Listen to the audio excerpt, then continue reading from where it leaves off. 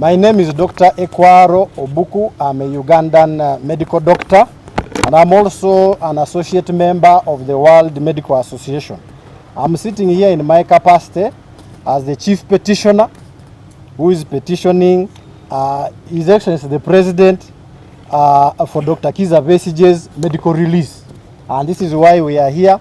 We are representing over 1,500 nurses, medical doctors, dentists, students, okay, and allied health clinical officers. I'm going to allow my colleagues here to introduce themselves one by one so that we move well. Okay, thank you so much. My name is Dr. Anyama Alfred Belaina. I'm an associate member of the UMA and also a member of World Liberty Congress. We are here in this very cause. We are demanding for the release of Dr. Kizza Besigye. Thank you. Yes, introduce you. Okay, morning. My name is Dr. Sechanzi Henry. I'm a medical doctor and I'm a concerned citizen. Thank you. My name is Dr. Simi Ignatius. I'm a medical doctor and I fully subscribe to Uganda Medical Association, and I'm here for the cause. So we have visited Dr. Kizza Besigye 3 times in Luzira Maximum over the past 3 months, and the last time we visited him was last week. When we visited him last week, we were unable to see him physically, but we got reports from his contemporary that he is not well, and therefore we were preparing to this petition that he is released. I will go ahead with this petition. Kampala, 15 February 2025. This petition goes to His Excellency the President of the Republic of Uganda, who is also the Commander-in-Chief of the Uganda People's Defense Forces, under whose jurisdiction is the General Court Martial, the Right Honorable Speaker, Parliament of the Republic of Uganda, and the Chief Justice of the same. We are also raising attention to the Commissioner General of Uganda Prison Service. Whereas this is a humble petition by all medical professionals, not only doctors, by the way, of Uganda, who have signed over 1,500 in less than 12 hours, for the medical release of our senior colleague, Dr. Kizza Besigye, whose health has deteriorated in Luzira Maximum Prison, Kampala, Uganda, whereas the medical fraternity provides free health care for all Ugandans and also non-Ugandans and contributes to the National Development Plan 4. Whereas the medical professionals take cognizance of the recent ruling of the Supreme Court of Uganda quashing the judicial actions of the General Court Martial of the UPDF and in effect against the continued detention of our senior colleague Dr. Kizza Besigye in Luzira Maximum Prison, whereas in 2013 at the 64th General Assembly of the World Medical Association, of which we are members, in Brazil, chaired by our very own President Dr. Margaret Mungerera, who passed away, the former president of the Uganda Medical Association, was chairing the World Medical Association as president, reaffirmed his total condemnation of all forms of torture as defined by the United Nations Convention Against Torture of 1984. We, the medical professionals of Uganda, do petition as follows. A call for action by all medical professionals, interns and students, in line with the Hippocratic Oath that we swear, or the Nightingale Oath by nurses and other related ones, that we cannot and should not continue to keep quiet and watch the suffering of our senior colleague Dr. Kizza Besigye as his health is deteriorating.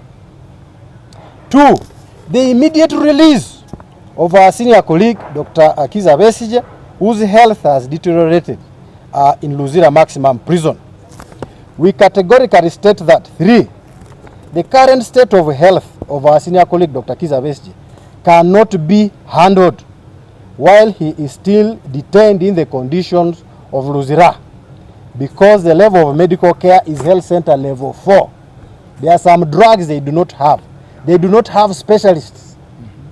Dr. Kizza Besigye is an elder of above 65 years, and as you saw him, you people brought the reports, the press, thank you very much. He did not look good even to the naked eye of the ordinary person. Now the specialists here and other doctors have detected, and this one the court martial does not know it, neither the president, but we are taught for at least 13 years to become a specialist. That is like me, okay? And we can tell not using witchcraft, but with the technicality that Dr. Kizza Besigye is not okay. And when we tell you it's not okay, Mr. President, please listen and take action to avoid the worst. We urge that there is immediate access to the highest level of medical care for our senior colleague, Dr. Kizza Besigye, by medical specialists of his choice, as enshrined in the best practices of medical care for prisoners. And lastly, we urge that the government of Uganda abides by relevant Ugandan laws, including the recent one, the ruling by the judges, and international conventions against such continued detention of sick prisoners that amount to torture, psychological or otherwise, including A, the World Medical Declaration, the World Medical Association Declaration of Edinburgh of 2000 on prison conditions and the spread of communicable diseases, as revised in the 73rd General Assembly in Berlin, Germany in 2022. B, the Nelson Mandela Rules, revised in 2015, also known as the United Nations Standard Minimum Rules for Treatment of Prisoners, written in 1955. But as you know, Nelson Mandela was in prison for 27 years and his experience influenced this change. That's why they nicknamed them the Nelson Mandela Rules. The Declaration of Tokyo, Japan, by the World Medical Association, laying down guidelines for physicians concerning torture and other cruel or inhuman or degrading treatment or punishment in relation to detention and imprisonment, such as prolonging detention of someone who is obviously sick and cannot receive that care in Luzira Maximum Prison. Some services are very good in Luzira Maximum Prison. I used to give technical support on some specialized care, but some services and equipment are not there. The World Medical Association Declaration of Hamburg, Germany, concerning the support for medical doctors refusing to participate in or to condone the use of torture or other forms of cruel treatment or inhuman or degrading treatment of 1997. Like a number of us in the profession have refused to participate in that kind of torture. And lastly, the World Medical Association resolution of the responsibility of physician in documentation and denunciation. So here we are actually following one of our resolutions to document and denounce acts of torture or cruelty or inhuman or degrading treatment of 2003, as we are members of the World Medical Association, associate members. Signed myself as a chief petitioner and as an associate member of the World Medical Association. I'm going to invite Dr. Sechanzi here to translate in Luganda, because he speaks Luganda, and then the others can give comments. Gangenze Dr. Sechanzi Henry andi musawo era nga ndi concerned citizen nga olwaleero tuwandiise petition yaffe eno nga twagala president w'eggwanga lino his excellence era nga yakulira amagye kussa ne speaker of parliament saabalamuzi era nga twagala ne commissioner general wa Uganda Prison Service naye akitegeereko nti twenyamidde olw'embeera ya munnaffe ate nga si munnaffe lwakuba nti musawo naye Munnayuganda munnaffe muntu akitiibwa mukulembeze olw'embeera gy'alimu mu prison oba gy'ali mu busibe era nga twandyagadde wabeerewo ekikolebwa kuba singa ekyo tekikolebwa wayinza okubaawoko obulabe oba olusi obutasobola kuzzibwa mabega. So tukkiriziganya wamu mwenna ndowooza mukimanyi nti abasawo tuli bangi gogyeko ffe ba doctors, wali aba pharmacists abakola mu ddagala, abasawo b'amannyo ne bannanses, ffenna abamu nga twegasse wamu ekiwandiiko kino twakitaddeko omukono era nga tugamba nti kyandibadde kirungi nnyo tukitegeereko nti Dr. Kizza Besigye embeera gy'alimu si nnungi era nga tusaba president akole ekisoboka kyonna okulaba nga Dr. Kizza Besigye ayimbulwa mu kaseera akatali kawala asobole okufuna obujjanjabi bwe yeetaaga, kubanga twamulabe ffe abasawo muyinza obutakimanya naye kati ffe twasobola okulaba omuntu omulabira ku feesi n'olaba embeera gy'alimu n'omanya nti ono nno alabika tali bulungi era yeetaaga okuyambibwa. So twakirabye Dr. Besigye okusinziira ku bwabadde alabika ebbanga lyabadde bamuleeta mu court ennaku ezisembyeyo tulaba nga tali bulungi era singa abatafunye bujjanjabi bw'amangu tetumanya mbeera eyinza kuba etya. So tusaba era nga twagala bwe kiba kisoboka Dr. Kizza Besigye ayimbulwe mu kaseera akatali kawala nnyo. Ffenna twakiraba bulungi nti court yawa ruling nesalawo negamba nti nno okutwala abantu nga Dr. Kizza Besigye mwene embeera gye balimu mu court y'abannamagye si kirungi era nga court yalagira nti nno ayimbulwe, leka tugenda mu weeks 2 ekyo tekikolebwa. fenno ng'abasawo kiba kitwenyamiza ate naffe ng'abasawo tuli okukuuma obulamu bw'abantu okulaba nga bali bulungi awali amateeka mangi agafugafa abasawo nga gakwatagana bya bulamu agamu ku go gava mu World Medical Association aga human rights n'amateeka malala mangi tuli muntu alina eddembe okufuna obulamu obulungi so amateeka gano singa tulaba nga tegaweebwa kitiibwa oba nga gali mu kumenyebwa kitwenyamiza ffe ng'abasawo era nga twagala wabeerewo ekikolebwa okulaba nga embeera teyongera kusajjuka. Waliwo olukiiko oluyitibwa World Medical Association luno lwe lukiiko olugatta abadokita bonna mu nsi yonna era nga olwasembayo lwaliwo emyaka 12 emabega. Ekyewuunyisa nno eyalukulira baali bamwita Dr. Margaret Mungerera era nga yali president w'ekibiina ekitwala abasawo mu Uganda. Kibi nnyo nti yatufaako omwoyo gwe tusaba Mukama aguwummuza emirembe naye ng'era abasawo bonna wamu nga beegasse wamu bakkirizaganya ne bagamba nti nno eky'okubonyaabonya abasibe si kituufu era bakivumirira nnyo. Ekyokubeera n'abasibe nga balwadde nga tebafuna bujjanjabi si kituufu era bakivumirira nnyo. Era naffe tukubiriza era tugenda maaso n'okuba omulanga nti nno ebintu bino ebyasalibwawo mu lukiiko luno beeyongere okugobererwa tulabe nga abantu abo naddala balina obulwadde oba abalwadde makomera basobola okufuna obujjanjabi bwe babwetaaga. Then tusaba abasawo bannaffe abalala bonna bayintaani doctors pharmacists bonna beegattire wamu tulabe okulaba nga omulanga guno gugezwako okuwulirwa. Tukikkiriza nti nno Dr. Kizza Besigye singa batafunye bujjanjabi bwe yeetaaga mu kano akaseera embeera eyinza okweyongera okuba obubi kitutandyagadde. Amateeka nkumuliitu mangi nnyo agogera ku mbeera eno nti singa omuntu abeera nga musibe n'afuna obulwadde alina engeri gy'akwatibwamu ng'oggyeko agwaliwo n'amateeka malala mangi agatambula okuyisa obubi abasibe okubatulugunya. Ripooti tuziwuliranga bulijjo nti nno oluusi abasibe bayisiddwa bubi naye nga amateeka nkumuliitu njabbawaako kaagamu ku go. Waliwo eyayitibwa World Medical Association Declaration eno yali Edinburgh yali mu mwaka gw'2000 ng'eyogera ku bya obulwadde buno obutambula tuyitibwa communicable diseases naddala tugambe mbasibe. Newaleerako n'ekiwandiiko ekirala kyali kya Nelson Mandela nzabona mukimanyiko ti Nelson Mandela naye yasiibwa ebbanga ddene.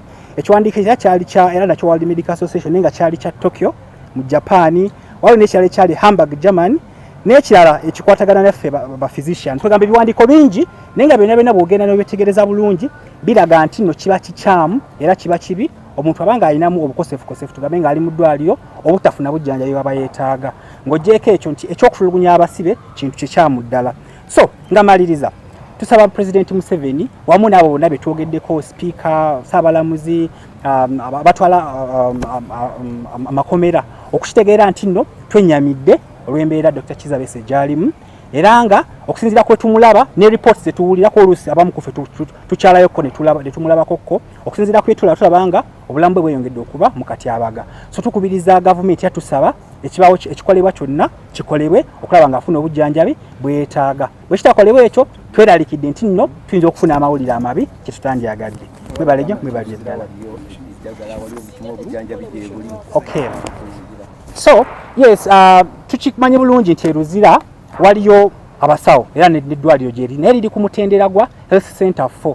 Kati eddwaliro eriri ku mutendera gwa Health Center 4 waliwo obukugu bwe baba tebalina waliwo amadagala ge baba tebalina ate nga tulaba nga okusinziira ku mbeera Dr. Kizza Besigye gy'alimu yeetaaga obukugu obusingawokko kuba Health Center 4 yeetaaga services eziri ku level ya National Referral Hospital nga Mulago oba n'obujjanjabi obusingako kaawo. So tulaba nga waali buno obudde tasobola kufuna kye yeetaaga era nga tusaba ateebwe ng'obudde bukyali bw'amangu asobole okufuna obujjanjabi buno bwe yeetaaga obumujjaamu n'ekitiibwa kye ng'omuntu. Mwebale nnyo mwebale ddala. Many pages of print but there are over 1,500 signatures including medical doctors who are over 500, allied health over 300 and so on, midwife, pharmacist, nurse. It's beyond doctors because we are concerned if our senior doctor can be treated that way. Someone who treated everybody including the Abayekera. Yeah?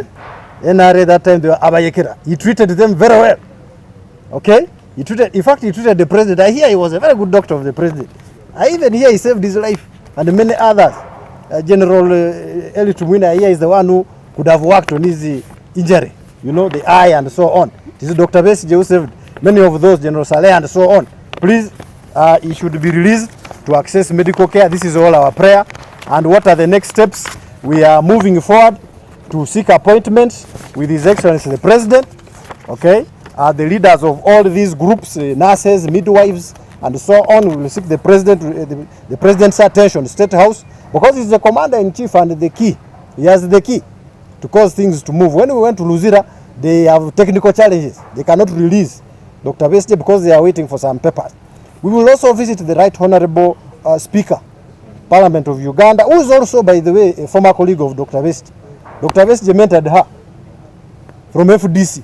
Now she's very big, and she should use that power as a speaker to cause something good for Dr. Besigye, her mentor, and the Chief Justice to follow up with a gap. There was a gap with the ruling where they didn't give release orders. Perhaps this is what they can correct as the Chief Justice to maybe, in a lower court to give a ruling. We urge, we will also visit Dr. Besigye officially to urge the Commissioner General to allow for his treatment. So those are our next steps. Thank you.